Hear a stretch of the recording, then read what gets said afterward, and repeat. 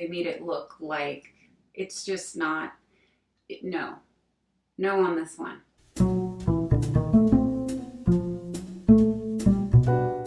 Hey everybody, it's design time. My name is Lou and welcome to my channel where today we are talking about virtual staging, what it is, how it's done, and if it's really worth it. Now, as a home stager, I got asked all the time, would it be worth it to have my home virtually staged? Will it really make a difference in my home's listing? Before we go on and answer that question, let's take a look at what virtual staging is. When you look at regular physical home staging, you have a home, and let's specify that's vacant. There's nothing in it. A home stager will come in and furnish and decorate that home to make it look more desirable to potential home buyers. When a home's furnished and decorated, it just looks more welcoming. It's easier for a buyer to see themselves living there. It gives them a better idea of what their stuff might look like in that house. And a big factor here is the pictures for that home's listing are going to look better. They're going to look more inviting, and on top of that, it won't,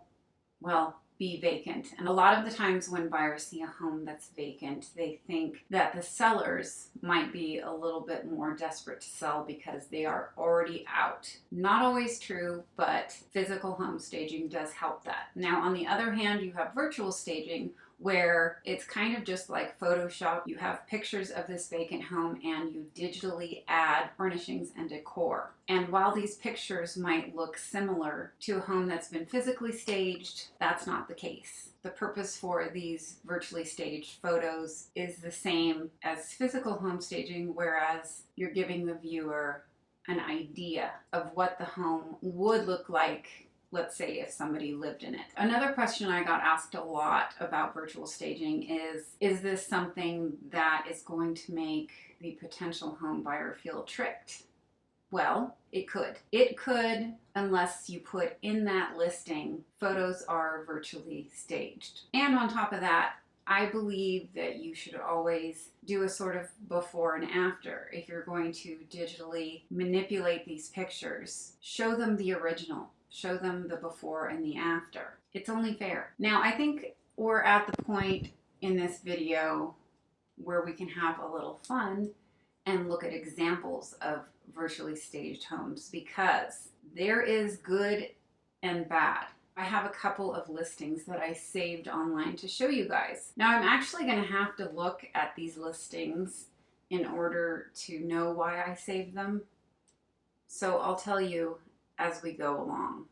This is going to be fun. I'll tell you the states that I looked in. I started with New York, then to California, and then to a Carolina or two. And first what I was finding was there weren't a lot of higher priced homes, higher end homes that chose to virtually stage until I got into the very high priced New York apartments. But we'll get to that in a second. Okay, we're going to start here because this is an example of what not to do. This I would consider cheating, although they do show the before pictures. So we're going to begin with the living room of this house. You've got two very old-fashioned sofas spread far apart, a lamp, a picture, and some bad drapes. As you can see, the walls are pink and the floors, the carpet, is red, but not in the virtual staged picture.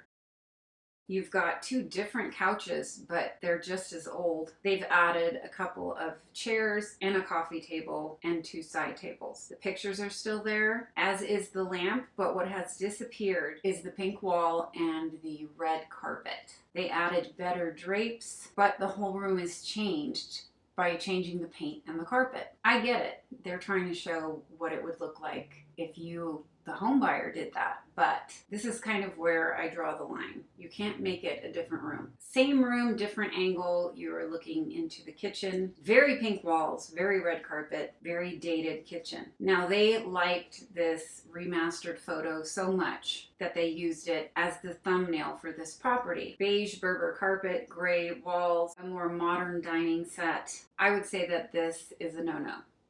Don't do that. Changing the color of the walls and the carpet. No, no. I did run into quite a few listings that said that they had photos in there that were virtually staged, but I didn't know which ones they were, and I wonder if that might be virtually staging the walls and carpet. Okay, I do know why I saved this one. This house is in Virginia, and why I liked this particular style of listing the virtual photos is because it's in the order that I think would work best when trying to woo a buyer. First picture, we're looking at the front door, but this is a living room area. The first picture, the area is furnished. It's got a couch, a chair, coffee table, rug, even drapes, and pictures that match.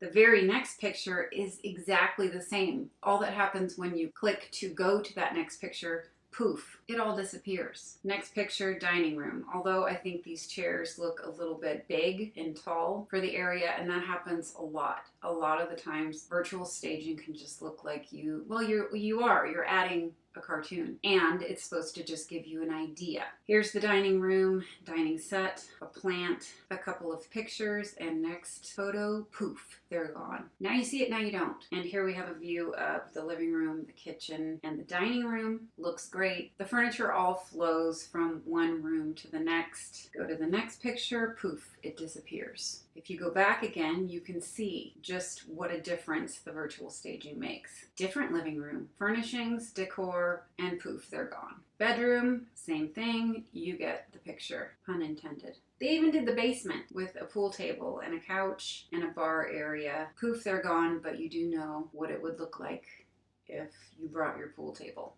That was an example of a very good virtually staged listing. It states in the description that it's virtually staged, and it shows the staged picture, second picture, vacant. Okay, I'm going to use this house as an example when virtual staging is not a good idea, at least not the way that they did it. Let's see what day this house was born. Built in 1963, so not even mid-century, just 63. This home does not have any updates. It's still very dated, and the furniture that's inside already is not good. But the photo that they used, where they did do virtual staging, uses modern furniture. It does not go with the rest of the house. Now, sometimes that's okay if the house borders on transitional, like it could go from old to new very easily, but this one can't. Here's a picture of the fireplace. So I guess this is the living room. They virtually staged that, and before it's wood paneling walls. And it's not a before and after. You wonder if that's even the same room. And they've even painted the beams.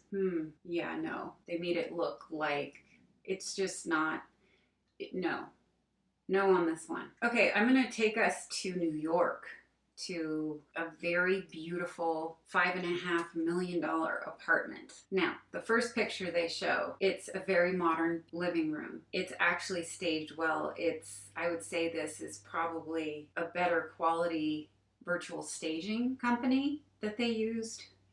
Makes sense. Very expensive property, very modern, but it works. So they were kind enough to put what it looked like before, and it's a completely different room. It's not vacant. It is furnished with pink curtains and a bright pink settee, all this vintage looking furniture and decor, a lot of gold. I have to say, I love it. I love to see what it really looks like. I think it gives you such a good idea of here's what it would look like super modern. Here's what it would look like vintage and sassy. I don't know which one I like better. Okay, now the only way that I could tell that this was the same room was I just had to line up the windows. Originally, they have a piano, green and real wood walls, abstract art, and well, drapes. And what they show you staged is, again, very modern. And I think you would have to install wall units if you wanted it to look like that. But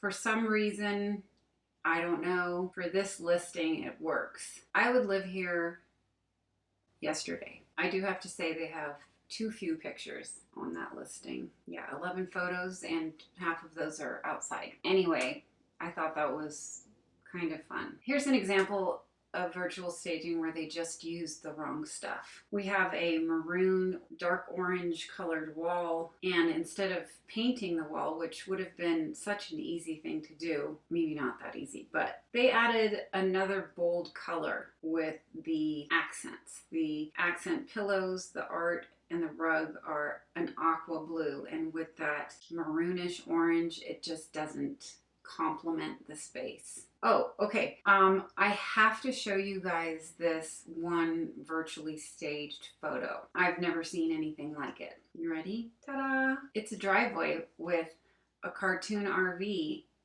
in it. Someone took a picture of the side of the house where presumably there is a driveway, and they wanted to show you that it's roomy enough for a recreational vehicle, so they put a cartoon one there. I don't know why, but to me that was funny. So here's another example of a very dated inside of a home. It's got to be all the original stuff still intact. The kitchen it's not even groovy. It's just, but there is a room that kind of borders on acceptable.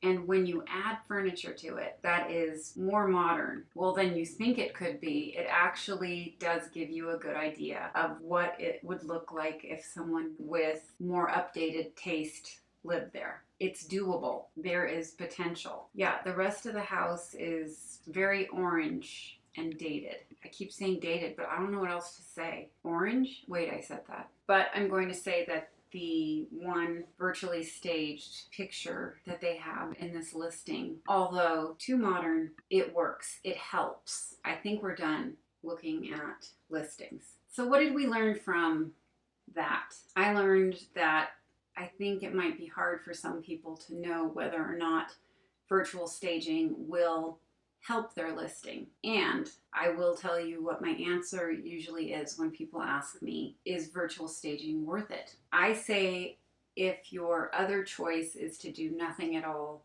yes. If you're about to sell a vacant home, but you want to give potential buyers a better idea of what the home could be, by all means, virtual staging is worth it. Cost. Let's talk about cost. Physical staging is very expensive, and although I truly believe you get your money back 4, 5, sometimes tenfold of what you paid for that physical staging, it's a big check to write. So while you're looking at physical home staging in the thousands, virtual home staging, you're going to pay a couple $100s. Just make sure that that couple $100 is well spent by having someone who knows what they're doing more than just dabbling in Photoshop. Anyway, I hope that I covered most of the questions that people out there have about virtual staging. What it is, enhancing photos by adding furnishings and decor to an empty room, how it's done